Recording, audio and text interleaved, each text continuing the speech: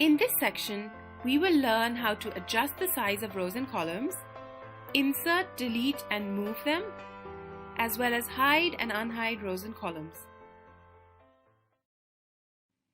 Now, in Excel, the default cell dimensions on spreadsheets are preset.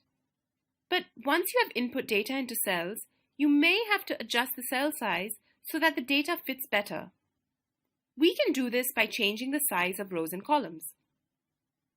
One thing to note is that each cell's height will always be identical to other cells in that row, and likewise its width will be the same as other cells in that column. When we modify the size of a row or a column, the changes will apply to all cells in the row or column respectively. This week, Alia will be helping the marketing team with social media campaign planning. The team has sent her an Excel file with some social media data. Some of the text is cut off and can't be read. This type of thing really gets on Alia's nerves. She wonders why the team hasn't fixed this and decides to do it herself before getting to work. Here's Food to Go's Social Media Overview Workbook. Take a look at column B. The text in this column is cut off. We can manually adjust the column width so that the text can be read in full. To do this, position your mouse on the right-hand border of column B.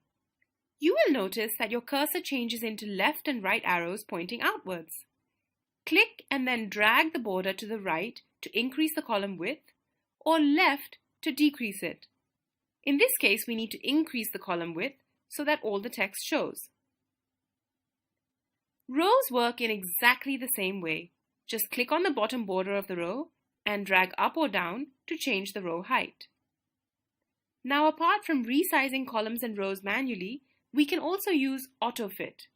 This is a very helpful feature in Excel.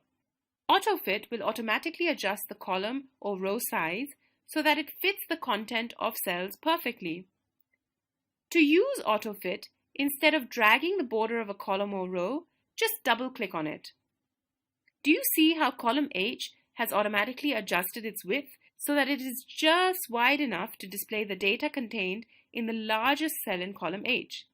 In this case, it was the column's title. Now, another way of using Autofit is to select the row or column you wish to resize, then click on the Format icon and select Autofit Row Height or Autofit Column Width from the drop-down. We can also autofit all the rows or columns on our spreadsheet together by selecting the whole spreadsheet and then applying Autofit. To select all, click this box here at the top left. This will highlight all the cells in your spreadsheet.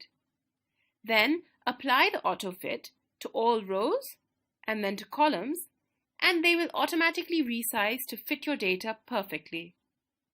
To select all, you can also use the keyboard shortcuts Ctrl+A. If your worksheet contains data, Ctrl+A will select the current region on your spreadsheet, like this. But pressing Ctrl+A a second time will select the entire worksheet. Okay, so suppose we want to make all our rows the same height or all our columns the same width on our spreadsheet. We can use Select All for this.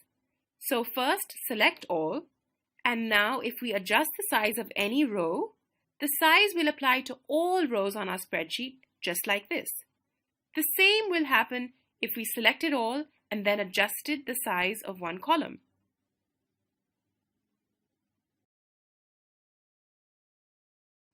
Now, if you notice any hash symbols in any of your cells, this means that the cells contain numerical values. The column is too narrow to display these values, and you will have to increase the column width for them to be shown.